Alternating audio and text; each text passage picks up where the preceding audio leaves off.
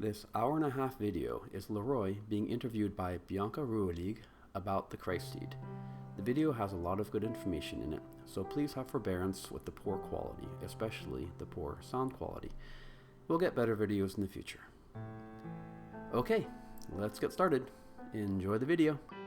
We are scheduled to have a chat with LeRoy, who wrote the book called Christ Seed Oil. Okay, how are you? Wonderful. Good. So I guess if we could go ahead and start. So LeRoy, we met, I can't recall exactly, but I found you online because I was researching my book. And I have a chapter that talks about the Christ seed, and you were a huge part of putting that together.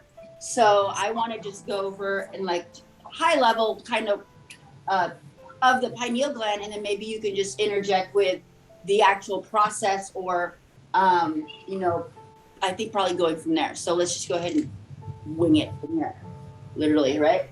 So here we've got the two wings, two sides of your brain. Is it reversing? Do you see that left and right? I see it as left and right. Yeah, that's good. Okay. So in my book, I don't dive into this process too deep, but what I do talk about is the pineal gland and techniques and health and things like that. It is a big overview of spirituality and my own awakening, but there is a chapter that we are going to dive into today with LeRoy, and that is the Christ seed oil. And so here's your left and right brain. In the center is a pool, a little lake, and this is where your pineal gland is. And I'm going to say once a month, but I don't think it's exactly once a month. This travels down. This is your spine.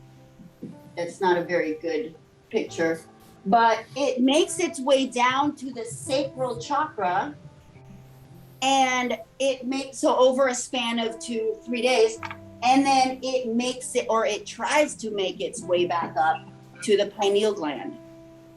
And this process is called, what is this process called? This monthly process, or what do you refer to it as? It's called the Christ seed. The Christ seed. I've been referring to it as a lunar cycle, but I guess that kind of it mixes with the women's lunar cycle or monthly cycle. So the Christ seed cycle or the Christ seed. So this process is something that happens to everybody. Is it at a certain age? Is it? I guess you can interject. Is this at a certain age that this happens? Is this spiritual awakening? Possibly happening to some people that are going through puberty or people that are going through menopause. Like, what time of their life does this begin? So children do not have any Christ seed. It begins at about age 12 or about around the time of onset of puberty, and then continues for the rest of the lifetime. Could be hundreds of years or whatever. And it is the timing each month follows lunar cycles, but not necessarily the same as like the menses. The menses, follows the cycles of lunations, and some people believe that then a lunation averages about 29 and a half days. Some people believe that the timing of the Christ seed actually parallels lunations. Others believe that it parallels a different cycle, that is the lunar transit of the ecliptic.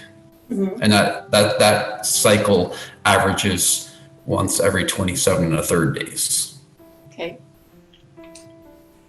One thing I have not compared, and which I just noted down, is when my Christ seed cycle, when it is in comparison to my monthly cycle, because that's actually something I'm going to go ahead and note down and see if it does coincide or opposing. I happen to follow the full moon And so, which has switched. So, and this is something I didn't know until I was, going through my own awakening, that my own, body is coinciding with the cosmos. So learning about that and then noticing it and saying, wow, full moon, well, it's my period. So now I really am going to keep track of that and compare it to the report that you've generated for me. So go ahead, what were you saying? I think before we get too deep into things, it's maybe a good idea to just give a basic definition of what is the Christ seed. Okay. That that'll give people a good reference. So the Christ seed, one way to think of it, the Christ seed is an oil. Another way to think of it, the Christ seed is a psychophysical germ. It has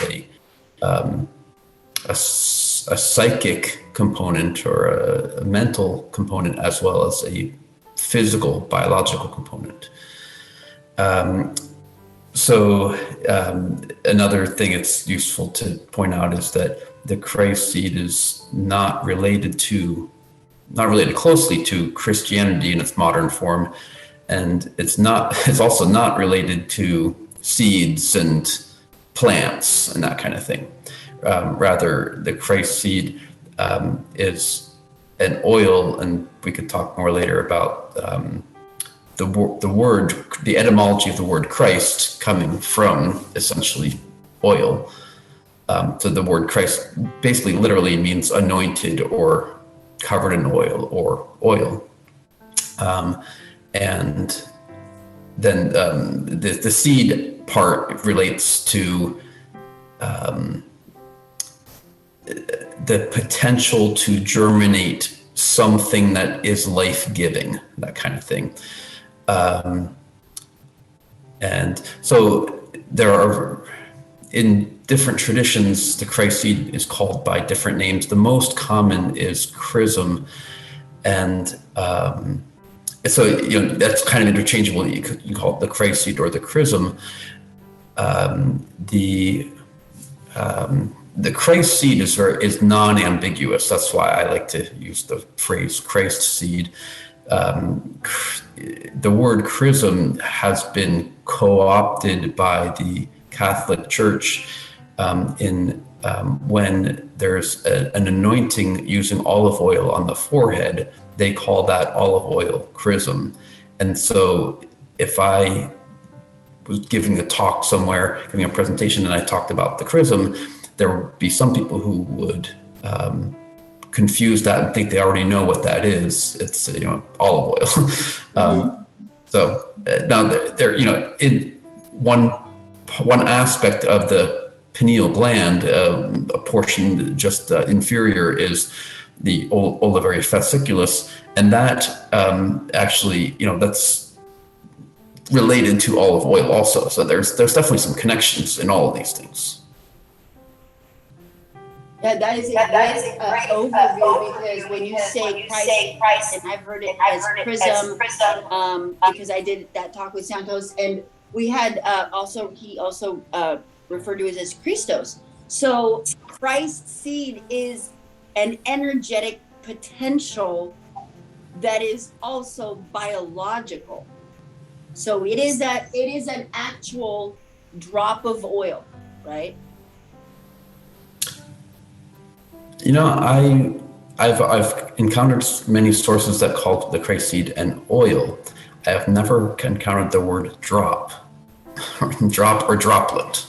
Huh. So it is oil. And now on my book cover, it shows it as a droplet, because that's how I think of oil. That's how we represent oil. Yes. But and the reason why I say drop, and I don't know if this is correct or not, is the Kichari Mudra, which is where you place your tongue up in your nasal cavity, up your nasal passages up here.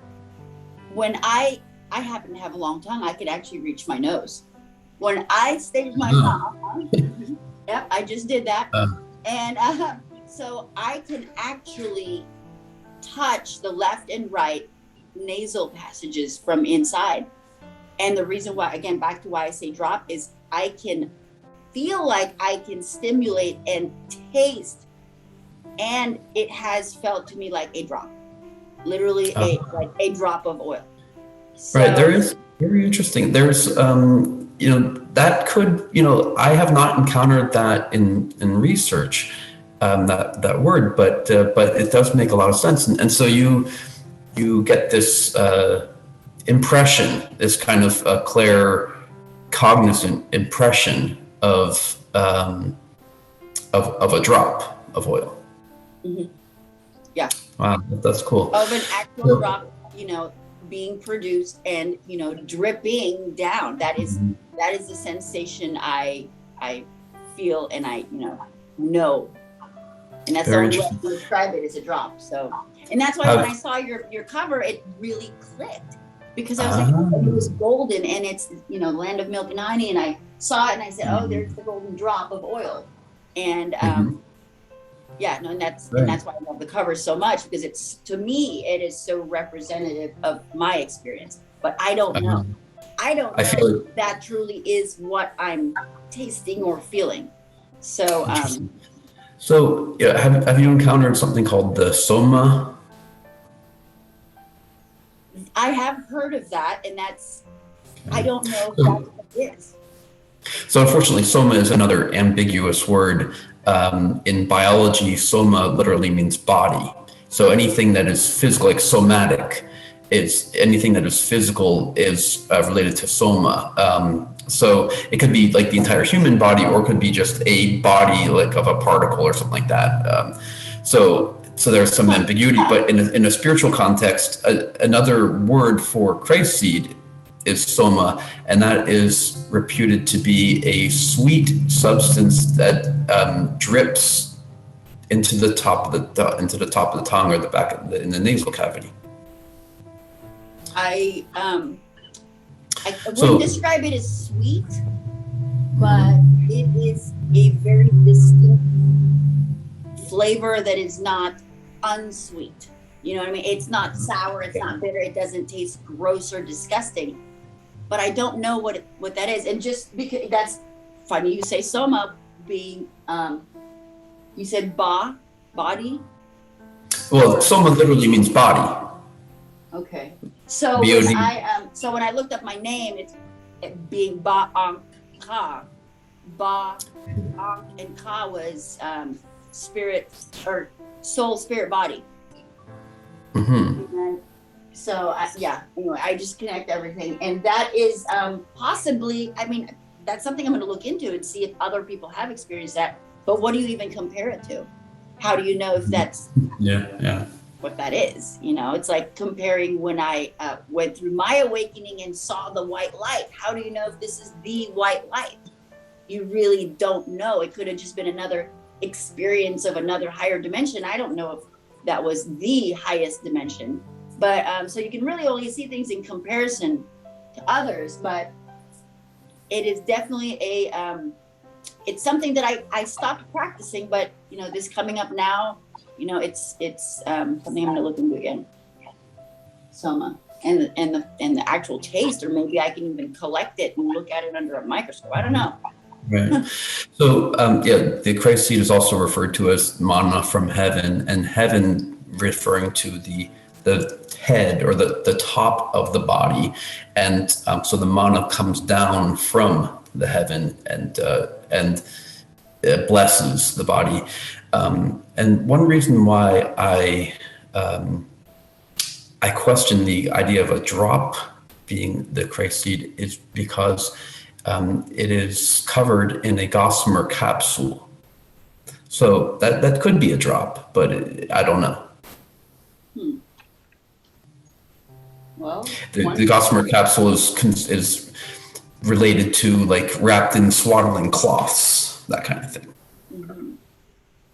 Yeah, very interesting. It's definitely another avenue that I want to dig into some more, because it's something that I can actually easily taste. Like while we were just talking about it, I can literally stick my tongue up there and taste a different flavor. But is it just I don't know.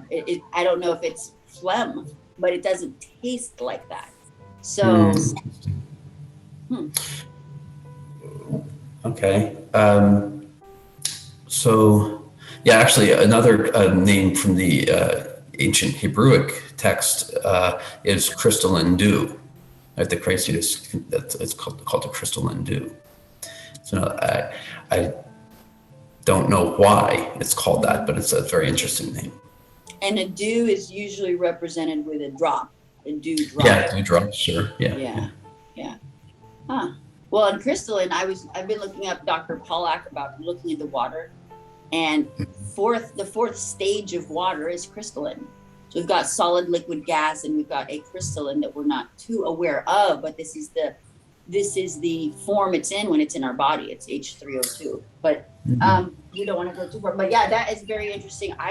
It's something we could definitely expand on, further.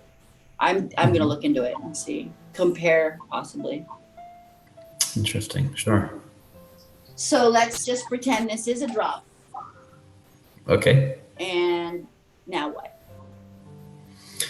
Okay, you were talking about the pineal gland, and so let's see. Let's introduce kind of the journey of the Christ seed. Okay. So it is created in a brain structure called the claustrum, and so it is not created in the pineal gland, so it is secreted from the claustrum. From the claustrum, then it basically begins its journey, and the first stop on the journey is that the Christ seed visits the pineal gland and the pituitary glands. Where is the claustrum in reference to the pineal gland? Just so I can put a little. Okay. There are two claustra, right? And they're each the one is in the left hemisphere and one is on the right hemisphere, but they're just a little bit above that pineal gland, and on the very inner edge, right? So there's two. Yeah, about like that. That's side. Yeah, one for the left hemisphere, one for the right hemisphere. Yeah, the plural is claustra. Claustra. Yeah, so Santa claustra. I'm assuming it's a K. Claustra. No, it's a C. Oh, it's a C. Okay. Yeah. All right. And so in terms of etymology, it's related to like claustrophobia, right? Or closet, cloister. This is the etymology of the word claustrum. It was named as a place that is hidden away, the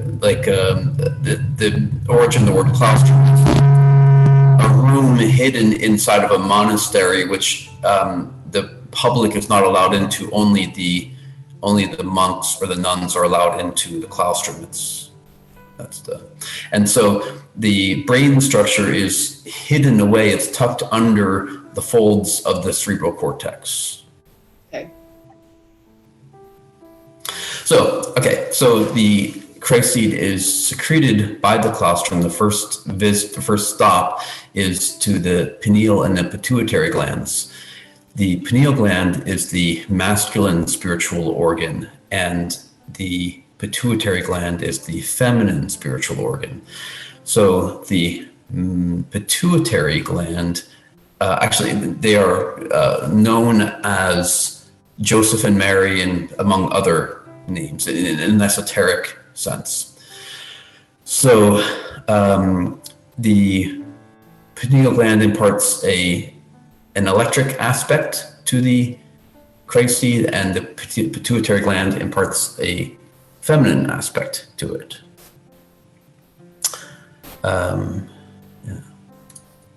Is the pituitary the magnetic aspect as well? The pituitary is the feminine spiritual organ, and that imparts a magnetic aspect onto this newly formed Christ seed oil, and then Joseph and Mary send their child on its way on the journey. Okay. So we've got the creation of the Christ seed oil. Basically, it's created in the claustra on both sides, and then it is, you say, delivered or passed on or delivered through the pituitary and the pineal. So that's their passage. That's how it comes through. And does it come through both? Yes, goes through both the pineal gland and the pituitary gland. So it is magnetic and electric. Yes, the Christ seed is imparted with a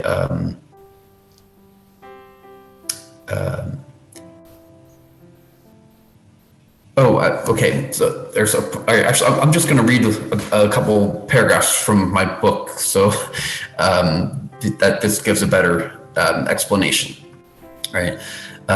So it is from the claustrum that contains the yellow substance within its outer grayish exterior that the wonderful priceless oil is formed, that flows down into the olivary fasciculus, descending with the rubospinal tract through the reticular formation of the pons and medulla to the lateral column of the spinal cord. The sacred oil is brought down the spinal cord along the Pingala and Ida. The electric fluid from the pineal gland flows down the Pingala. The magnetic fluid from the pituitary flows down the Ida. I'm using the pink and blue to represent that. So you got the pituitary. So Pingala is the masculine aspect, the electric aspect, and the Ida is the feminine aspect, magnetic. I just want to make sure I'm representing, because I'm going to take a picture of this and make sure I'm representing it correctly. And just so you know, I just am starting to live stream this on YouTube. I did not mention that. Okay, sure. Give me 1 second.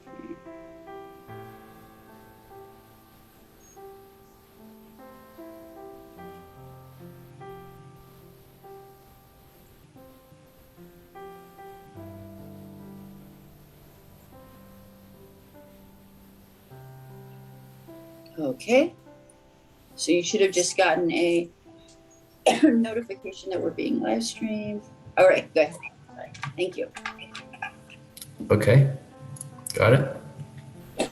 Okay, so we have this pathway, which is goes down along your spine. Mm-hmm. Okay. Okay, so yeah, the Eden Pingala, they're represented by this serpentine thing. They each flow in a vortex type of thing, like one in one direction, the other in the other direction. Is it like a spring coil like this? Yeah. That's opposing, or is it more like our DNA, like our vision of the DNA strand where they? Well, okay, that's a good question. Okay, so actually, so you're drawing in 2 dimensions, and the picture on the left kind of represents, it kind of shows more like a 3-dimensional type of vortex kind of thing, right? And that's actually, and that's the path of the Eden Pingala, and that is actually the structure of DNA also. The DNA is called an alpha helix molecule.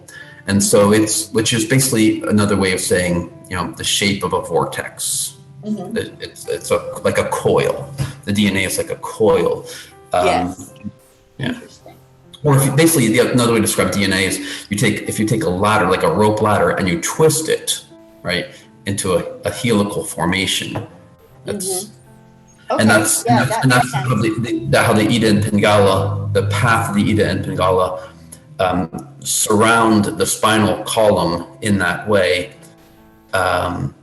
and where their intersections are viewed from the front, those are the 7 primary chakras. Okay. So the Ida and Pingala twist and turn, it probably in a perfect geometrical shape, right? And they they merge at these 7 what we call chakras or energy centers. And do you know why is that? I mean, that's just, I know everything is geometry, and I mean, is that just why that is? Because it is the geometrical shape, and that's why it is attracted to the chakras, or? I don't know why. Like, why are the 7 primary chakras in the locations that they are? They're, you know, the chakra is a spinning wheel, and so, you know, is there something about the pathway of the Ida and Pingala that there are certain points that cause these circular the energy to flow in a really strong circular like it's getting pattern? sucked in, like it's getting sucked into a vortex, maybe, that, you know. Yeah, I don't know, Yeah. but Okay. that's a good, sounds good to me. Okay. Well, we know that they follow this pathway. So so this pathway is, when we say it's Ida and Pingala, I guess when we're talking about a drop, it's not necessarily a drop, you know, splitting into 2 and doing that, or I guess maybe I might be trying to visualize to direct. So, you know, the Christ seed being a psychophysical germ, there clearly is a physical aspect to it, but it may not be the way we think of physicality. That's way, you know, that's why it may not be a drop of oil. It's hard to say. You know, in the sense that we think of oil, like olive oil. Yes. What Yes. you And think? it could also be like that spark of energy that that could be felt down or up your body. So, okay. Yeah. All right. So here's your sacral chakra, which people say, or it's been referred to as your root of your emotional center, and it may be the first true chakra that goes, you know, through and through as a vortex, because the root is grounded to the earth.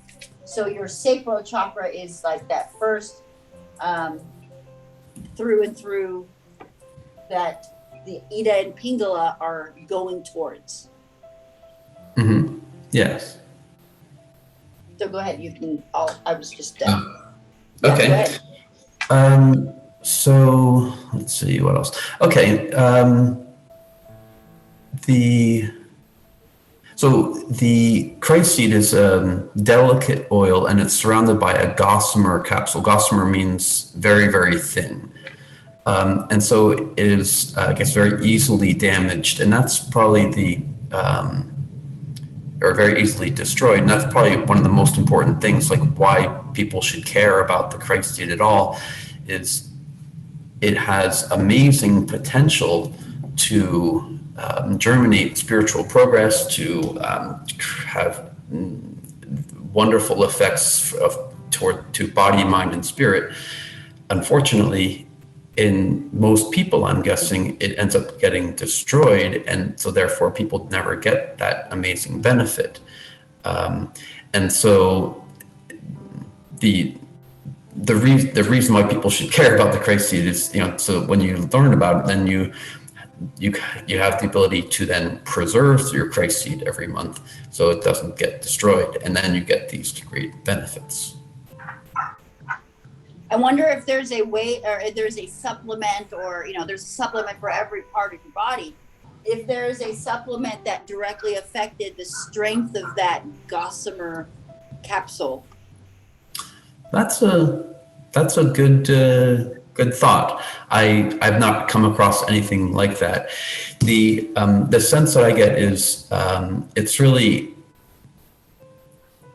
rather than trying to strengthen that the Christ seed or the capsule, basically you're much better off having a clean environment for it to travel through. I mean, you're better off in many regards, but, you know, so rather than try to protect it from a hostile environment, you're much better off turning your body into a temple of wonderfulness and not a hostile environment. Yes, they that meme that shows where if you've got a seed that's not, a plant that's not doing well, it's not the seed, it's the environment. You move it to a different environment, change the environment, and the seed can flourish. Yeah. And another good example is, if there's a fish that's swimming around in dirty water, rather than trying to put armor on the fish to protect it from the dirty water, you're better off just changing the water. Yes. Yeah. Yes. Which this is, we say that it is easier to do that, but it's actually a lot tougher than we say, because if not, everybody would be doing it, or everybody would have been able to do it. Sure. The idea of turning your temple or your body into a temple of wonderfulness, really, it's a complete lifestyle, and so it's not just like, I think most people would prefer to just pop some pill and you don't get there. This is not something that there's nothing I'm aware of that will that there's no shortcuts. Mm-hmm. I know there may be some shortcuts to the sensation of that oneness, but I agree with you that the true way would be to experience it fully, becoming that. So, and cleaning our body. So, in my opinion, this is the best way, and actually the only way, is to change your body into a temple of wonderfulness. There are some people who believe that there are shortcuts, and particularly one that I probably should not mention on YouTube. But I don't agree with that thought anyway. I believe this is really the best way, and I believe this is really the only way, is to to not have your creation destroyed. There's no substitute. And that is the true test. I mean, that is truly a challenge to be, especially with the way things are nowadays, that eating healthier and living healthier and even just thinking healthier is harder. My experience with you this morning, where I couldn't sleep last night, I think it was because of what I watched. And I am very susceptible to a lot of energy, especially at that late of, at certain times of the day. I know that there's more energies that is, or we're closer. And I think I generated that. I think I attracted that energy and that heaviness. And so yes, getting everything clean, our thoughts, our body, and it is, even for me, it is a tough journey. I say that, but it's actually not. It's a tough decision. It's the decisions that I make that make it tough. So if I just decided to, eat something different and do something different instead of what I, would have, it's really about making better decisions. Mm-hmm. Sorry, I had to let my dogs in. Okay, so as far as the process, so we've kind of gone over where it goes, or not really where it goes, but the process. And did you want to dive into this any deeper as far as what it does down there while it's hanging out in the sacral chakra? Okay, sure. Well, in my book, I go into a lot of detail about first, the Christ seed, it secreted from the Claustrum, then travels to the pituitary and pineal, then travels down through the pons, and then through the Ida and Pingala down to the sacral plexus,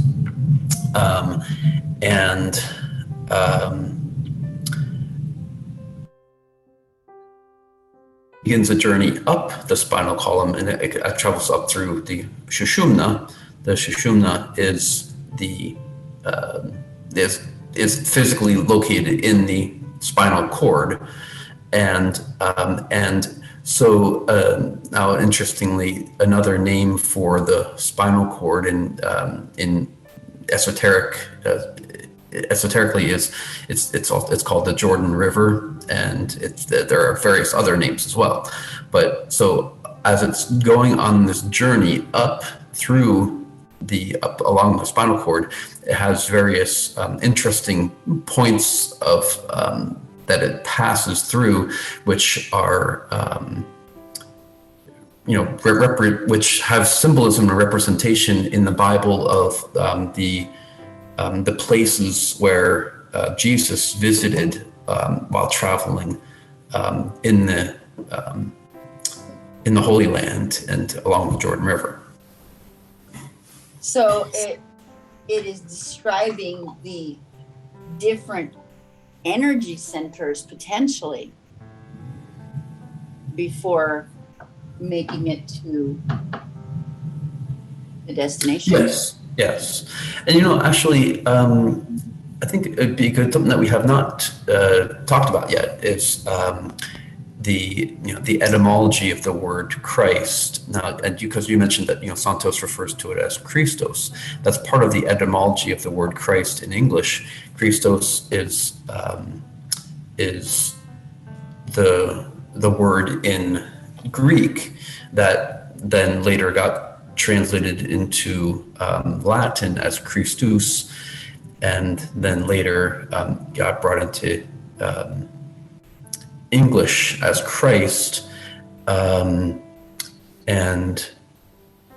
interestingly, in the Christian tradition, in the English language, the word for Jesus was typically Heland, which is a Scandinavian word which means healer, and that was in place for most of the history of Christianity in English. Then it eventually got replaced by the word Christ, coming from the Latin origin rather than from the Germanic origin. So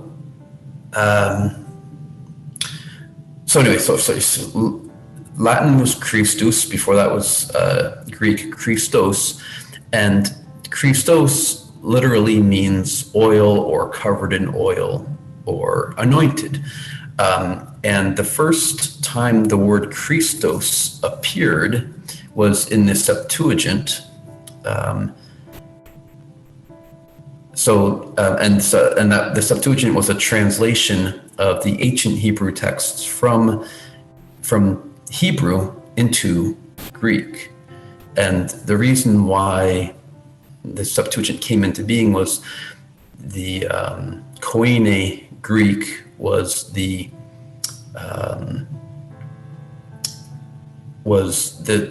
scholarly language of the time, and so pretty much all scholarly knowledge on the planet was being translated into Greek at that time, and because that was there were not that many people who spoke Hebrew, and fewer that spoke Aramaic, and so the idea was to have Greek was the universal language of the time. I guess like English is the universal language of the world today. So if you really want to have something taught widely, nowadays you'd have to have it translated into English, otherwise it's not going to get that big audience. And so the ancient Hebrew texts were translated all into Greek in the Septuagint, and so there was a word in the ancient Hebrew text that was something like Mashisha, Masha, or something like that, which we would call Messiah. But that word literally meant anointed or covered in oil. So then when that was translated in the Septuagint into Greek, the word Christos came into being, that meant anointed or covered in oil. So that's the history of the word Christ. So when people would wonder, what am I talking about if I talk about the Christ seed being something other than Jesus Christ? And, why would it be a physical substance in oil? Well, actually, the word Christ literally does mean oil. It means covered in oil. There's a lot of interpretations, and this is it's about digging deeper and really going beyond what is written, and digging beyond that, because they probably couldn't just tell everybody how to do these things. And I'm thinking this is a good way to hide it in a story, or to put it in an experience for someone, and at the same time telling us, sharing the knowledge. So I absolutely love, digging into the words. That really gives us a bigger picture of what we're talking about. And we're not just saying this because of, we read it, in the Bible, or these interpretations. It literally is the name. And what was the other word you said? It was the Germanic version. It was Joiden. Hayland.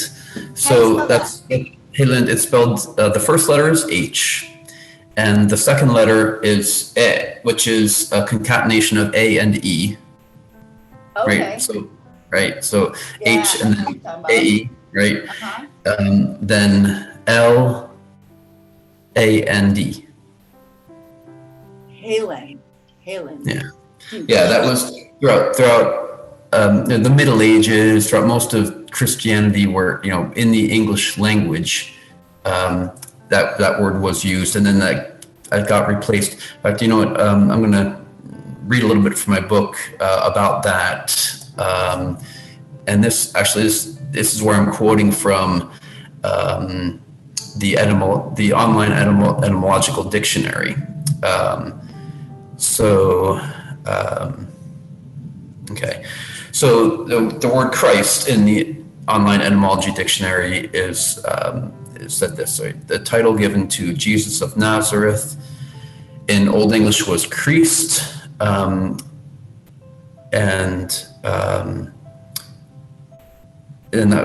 somewhere between the year 675 and 830, from the Latin Christus, from the Greek Christos, the anointed, and then it says, see translation of Hebrew Mashiach, or Messiah, and then there's the adjective form could be crayon. That's another word for the Christ seed, crayon, which means to rub or to anoint, and it says see chrism. And then the Latin term drove out the Old English Hayland, which means healer or savior, as to provide descriptive term for Jesus. So yeah, there's more details in the book, but that's the basic idea there. Yeah, no, this is all great information. It really gives us a bigger picture of, this is a bigger picture. This is something that truly is something that was almost like it was passed down and then all of a sudden disappeared. This knowledge, this information, Yes, that's something I wonder about a lot. Is like it appears that there was a lot of information about the Christ seed at some point in the past, in history, which has been lost to us, or we don't have access to. And I speculate about that because it was fairly common in ancient Egypt. It was fairly common technology, and I'm guessing that the information was intentionally hidden, so it would no longer be available. And we do know that the Roman Empire engaged in massive censorship. The Library of Alexandria was burned many times. There were many other things. There were 5 centers in ancient Greece and in Rome where there were the centers of knowledge, and Alexandria was one of those 5. And so the Library of Alexandria was a very important place for preserving knowledge. And so it's unlikely that all the times that it was burned and all the other places that were burned, it's unlikely that was all just coincidence. Yes. It makes me think back of the Tartarian Empire that I've been really interested in. I mean, all of a sudden there's this, and I like that you call it technology, because this is technology. This is technology that is a technological process that you could do to activate healing. It's regeneration of your physical body, your soma. So where was I getting with that? So with the erasing of all this knowledge, I feel that this is very recent history, that this is a recent past and not something back in Egyptian times. I mean, it could have been there as well, but I think that this is something that was used very recently that was just, erased. And you said 1650, or no, it was about the year 650 to 800. No, somewhere between 675 and 850. And that's around the time. No, actually, or between 675 and 830. So let's see. The Old English Christ, so in the online etymology dictionary says the Old English Christ was adopted certainly by 830, but perhaps as early as 675 from the Latin Christus, and that was replacing the word Haaland before that. So and when they made changes to our language, it is to confuse. The Tower of Babel couldn't be the Bible. Yeah.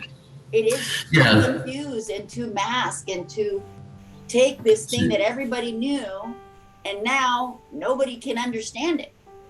So that's really interesting that these, we're calling things different, because the word itself is so important. The tone of the word itself is important.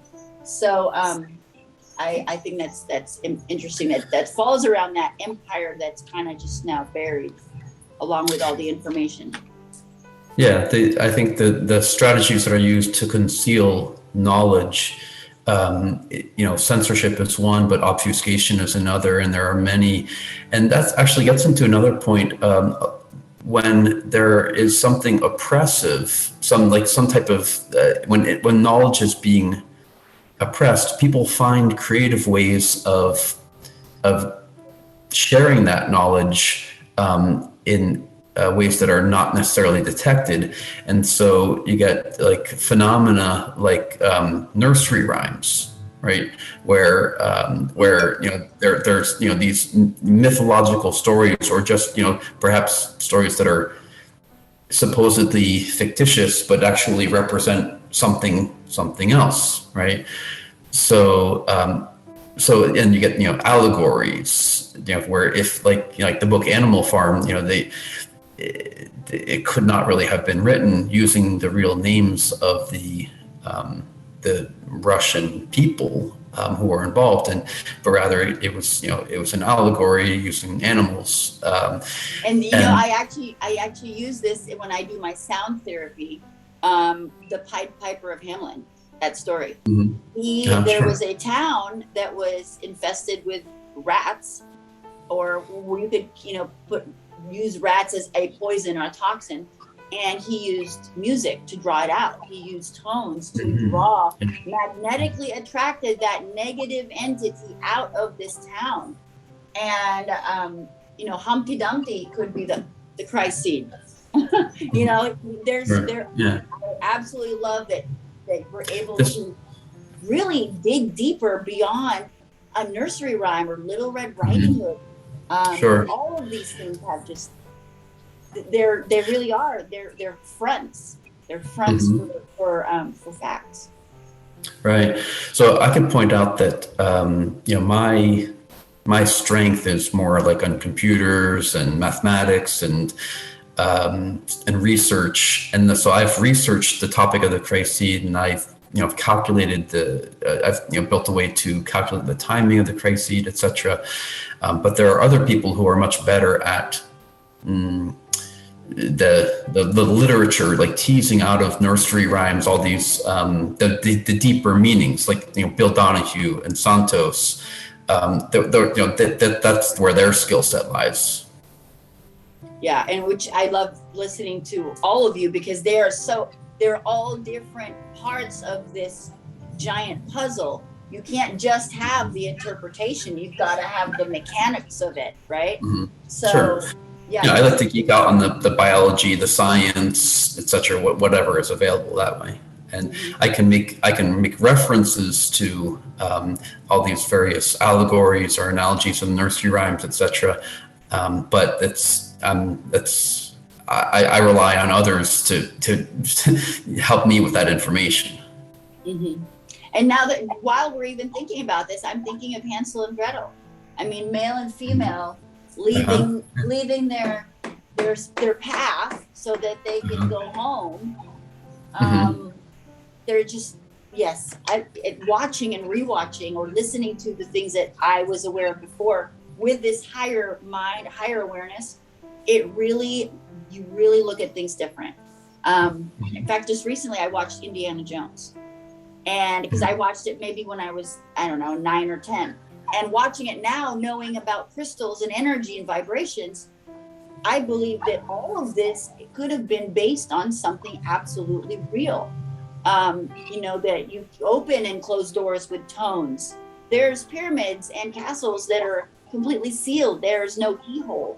So there are things, and it could be light, it could be magnetic, it could be a different, exactly, and shown through a movie.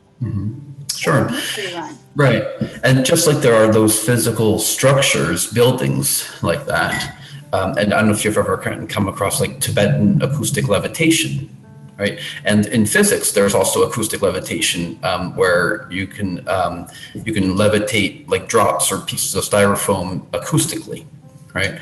I'm very excited about that. I must chime in. I'm getting for my birthday, I'm getting it's called Cladme plates. Have you heard of that? Probably. So you've probably seen it. It's the big giant plate that you put the sand on. Oh, so for cymatics. You play it. So it's called Cladme plates. And I have my cymatic machine where I produce all sorts of different vibrations. For fun, what I do is I actually have a tray, literally it's right here, a tray of yellow sand. And I play the vibration underneath. And what am I doing? I am levitating the sand in a structure using sound. So this is one of my favorite topics because it's one of the things I'm actively experimenting with in sound. And the way that, so I'm sorry, I didn't mean to chime in, but I am getting that, and I'm going to be featuring and showing, these different structures. Right. Actually, Bianca, I need to take a bathroom break. Oh yeah, no, go ahead. Do you want me to, let me go ahead and just take a little, I'm going to go ahead and just go over some stuff then with you. Okay. No problem. So thank you guys for being here. We did not really structure this call, so I really appreciate you all kind of going along with my conversation here with LeRoy. LeRoy is someone that I go to and speak with every time I've got just very specific questions. He is so knowledgeable about the details of this process. And if you've missed the beginning, it's called the Christ seed, the chrism, the Christos. And this is the process that your body, we change our body into a temple. The process that happens to everyone, and it's generated in your brain, travels down your spine, and then hangs out at your sacrum, your sacral chakra, your sacred spot, and then makes its way back up through your Sushumna. And this process is something that we were just referencing, different stories, different nursery rhymes, but this process is something that is hidden. It is not something that is widely known. And we were just trying to figure out why. And well, not really trying to figure out. That's because once you do this, you are activating your higher powers, your higher self. You become physically healed. You are able to do things with the abilities that we have not been able to use because of suppression or just not knowing how to use them, or the toxins in our body. And we're talking about telepathy. We're talking about, levitation. There's a lot of different things that we are able to do. And the reason why we meditate and we clean our body, clear our thoughts, We are activating our pineal gland. We are increasing our awareness so that we may reach this, I don't want to say God, but it is. It's a God brain. It's a God-like experience here on earth, heaven on earth. And you create heaven on earth because you are the creator of your earth. And once you achieve this seemingly complicated process, in fact, it's not really that complicated at all. I think that's the next part we're going to talk about is we just have to clean our body, clean our mind, be kinder, be nicer, live a Christ-like life, so that when this egg, when this drop of oil is down here ready to make its way back up, stairway to heaven, up your spinal cord, that is the stairway to heaven. So when it makes it back up there in one piece, unharmed, not like Humpty Dumpty falling and cracking and no one could put it back together. Once it breaks, that might be that nursery rhyme that no one horses, what was it? Humpty Dumpty had a great fall. All the king's horses and all the king's men couldn't put Humpty together again. So once you crack that shell, you're screwed. You are not able to create that again. You must wait 30 more days for Humpty Dumpty to sit on that wall. And that's this year. This is this process. Very interesting. Thank you for watching and tuning in. This is basically a conversation between me and LeRoy. And this is going over the Christ seed. He has a book we're going to talk about, and a website, and a service, a monthly advisory for when your egg is dropping, what you can do so you don't crack your egg, because your horses and your men are not going to be able to cook. That's what Humpty Dumpty is.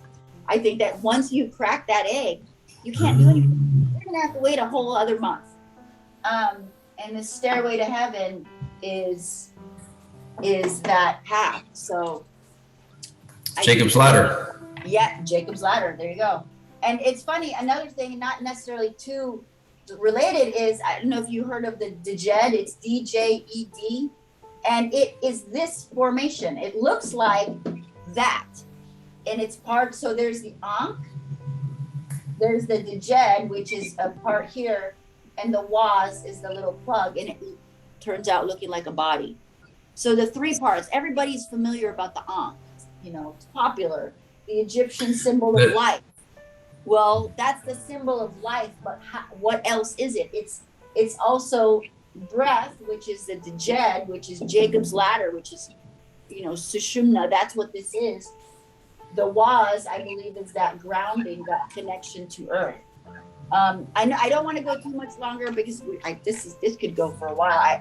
I think I almost feel like we should schedule weekly talks, because the other thing I want to talk about now is you just mentioned it a little bit and we didn't really dive in. I need to take better notes, but there's just so many different ways to go from here. I wanted to go over just all the nursery rhymes and all the stories and really putting them in the perspective of this. That would be a really fun research for me. So yeah, that I'm not the guy to look at all the nursery rhymes. Santos would be better for that. Yeah, if you want, really good the biblical context. Yeah, the biblical context of describing the phenomena in the midbrain. Bill Donahue. For the nursery rhymes, that would be Santos. For the science stuff, that's more my aspect. Perfect. No, let's. And also, I'm good at organizing information. Like if I get info from Santos and Bill Donahue, I can organize that, and because that's not their strength. Yeah, no, I mean, they're really good at taking something kind of really out there, and connecting it to something that you are able to, show scientifically. It is just, it's connecting everything. Everyone has all these different parts. We're all big parts of this puzzle that we're putting together. And it gets bigger, actually. It's like the more pieces we put in, the bigger the freaking puzzle gets.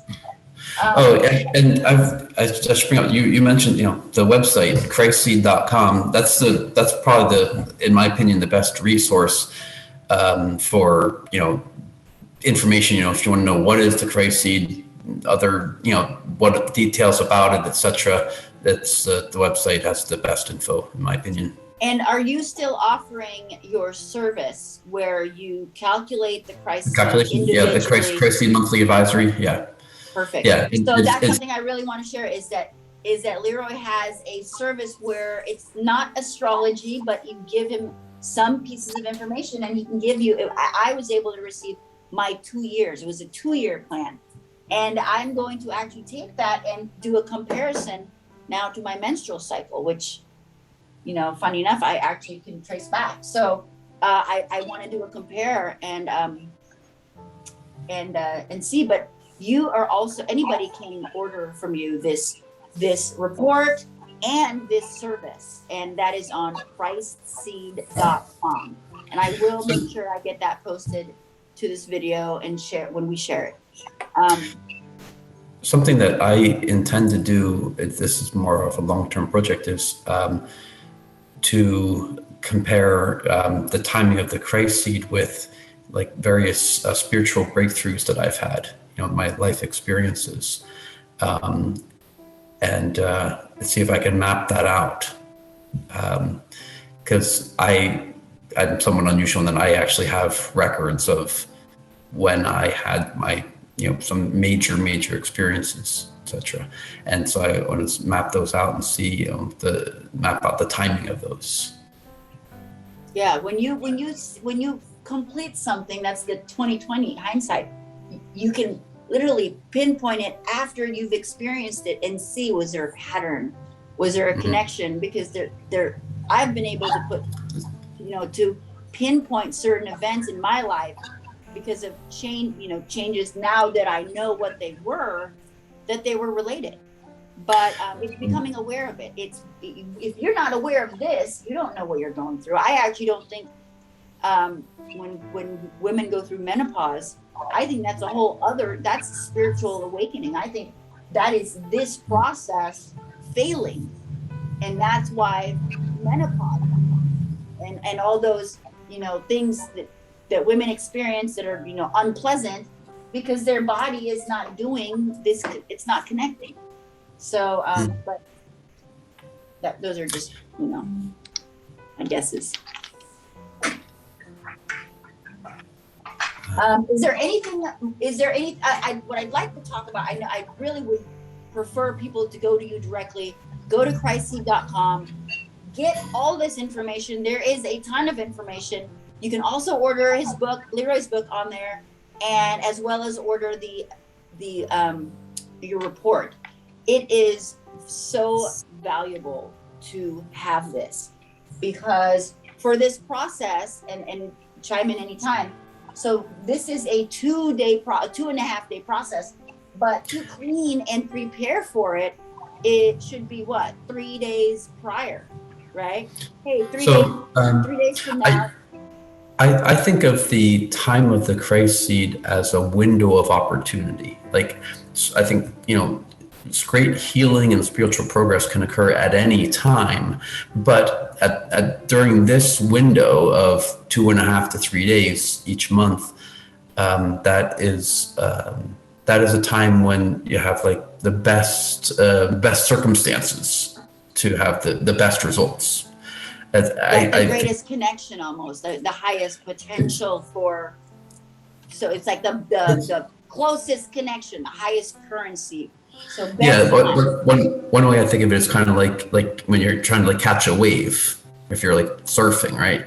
You could paddle or you could swim, towards the shore, and you can at any time. But if you happen to time that with when a wave is coming in, you can get there a lot faster that way. Absolutely. So you want to ride this wave, right? This is a wave that because we are sound waves.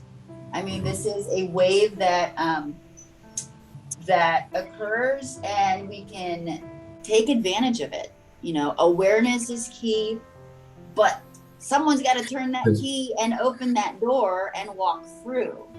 Yeah, there seems to be something about this biological system that that helps us in our spiritual progress, and but there's cycles that go with that, and so yeah, if you time the cycle right, that then you can have that spiritual progress because of a biological cycle. You can have that progress more quickly, more easily. Absolutely.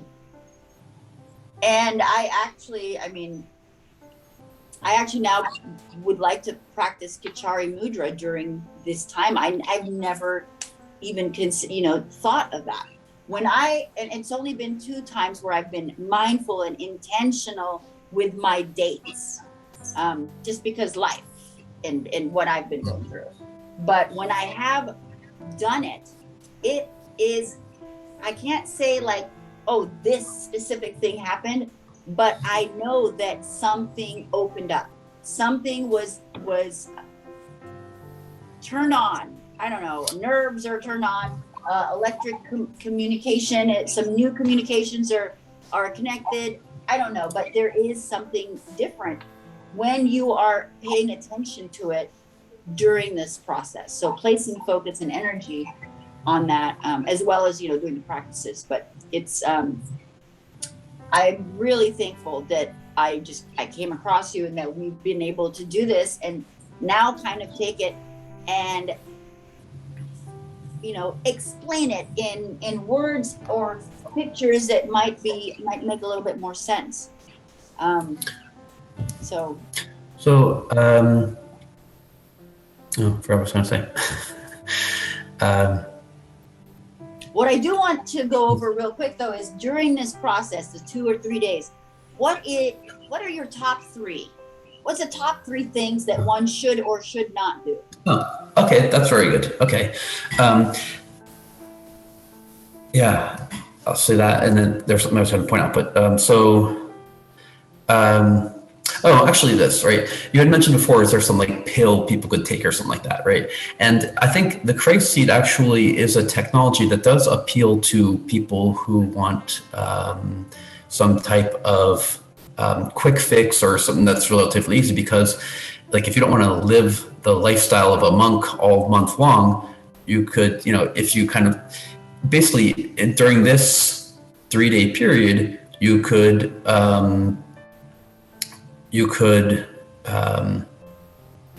just alter your behavior even just a little bit, right? So okay, what I guess the question to what are something to do, something that it's good to consider what destroys the Christ seed, right? And the short, simple answer, what destroys the Christ seed is an acidic environment, right? Now that could be acidic chemically or acidic mentally, right? So, having thoughts of anger and fear, these are things that cause a toxic environment and will destroy the Christ seed. So basically during that time period, that's a time when you want to, be more pure than you would the rest of the month. That's a good way to describe it. The way I was describing it's your window of opportunity. Living a Christ-like life, what your idea of Christ would be, and that is being, a good person, eating well, being of service, that type of stuff. Is that? Yeah, and so it's if you smoke cigarettes, it's a good time to take a break from cigarettes, or at least reduce how many cigarettes you smoke during this time period. If you like to eat a lot of meat, right, it's a good time to reduce that. For people who like fasting, it's a great time for fasting. It's a great way to purify and clear out. And then, like in the Christ Seed Monthly Advisor, I have a lot more details, but this is a good time to do some maybe some exercises like yoga, relaxing meditation. Basically, if you only meditate 3 times a month, you should make 1 or 2 of those at least during the crisis time, something like that. That is a good way to put it, that this is your window of opportunity. If you're going to be doing any spiritual practices, this would be the best time to do it. Obviously meditation and yoga is good all throughout, but this is the best time to do your fasting, do your cleanse, do your silent retreat, your detox, your physical detox. This is and it's a 3, and you recommend it for 2 to 3 days before the actual date. That's a good question. That is somewhat unclear. So basically, at the moment that the Christ seed is produced and throughout its journey until it ends up getting stored finally in the pineal gland, that's the duration when you want to have a clean system. So yeah, I guess preparing ahead of time, a lot of people find that to be a good idea to prepare ahead of time, so that you're in that frame of mind. And people like to prepare, like, if you're going to run a marathon or something, you generally want to prepare, a few days before, get yourself mentally prepared, do the whatever carbo loading and things like that. What can one expect? Oh, I'm sorry. Did you finish? So acidic environment is number one. So you want to do things that reduce the acidic environment. So there are great breathing exercises and meditation, and avoid like cigarettes and acid forming foods like meat, things like that. What about any sort of carnal pleasure, having sex or masturbation? Right. Yeah. What are the effects of that? It's generally regarded, like, I guess one simple way to think of it is, it's the more Christ-like you are, the more monk-like you are, the better. And so generally speaking, any like type of ejaculation is that will have a tendency to destroy the Christ seed. And that brings up another which topic. It's when your attention is going away from your divinity. That makes sense. And one of the things I have seen is the topic of semen retention, and a lot of men are really going through this, and I don't know if that is for this process, or I know that it has a lot of other benefits to it, but that is that's something that is a practice definitely that we spend. Sure. Yeah, I would say that is a good practice anytime. And doing it during the Christ seed would have greater benefit. And what opportunity? What is the best thing to do? What is the best thing that one could do? Okay. So yes, during this time, the best thing, if it would depend on the individual, but if you're capable of of doing this in a healthy way, I would say it would be ideal to fast, and basically do nothing but meditate and pray all day long. And that's actually kind of the response I expected, and I assume that is what needs to happen, is you've got to take this. I believe that prayer and meditation is not something you do at a community or a church. You do it in the dark by yourself. And I got this from Bill Donahue. You go in a closet in the dark by yourself. That is when you have your best connection. Dark room meditation. Your light actually glows in the dark.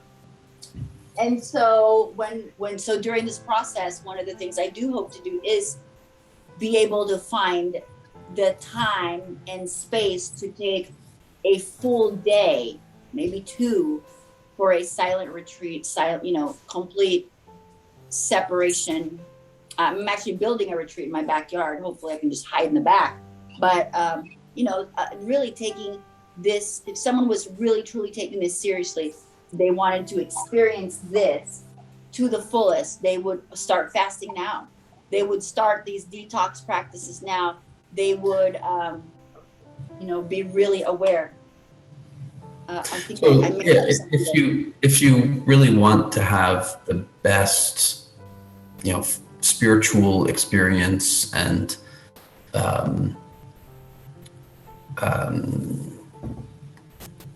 development, and have the best healing of body, mind, and spirit, really you want to devote your entire life to that path, not just a couple days a month. So living kind of like a monastic lifestyle all the time, that's what's going to get you that progress. So the Christ seed, really, just observing only the Christ seed is only during that time frame. While that's where you get the maximum effect. If you really want, if your primary goal in life is to get real progress, there is no substitute for devoting your entire life to that. So if there's anything else you'd like to say other than, definitely go to christseed.com. All of this information is on there and more, so much more.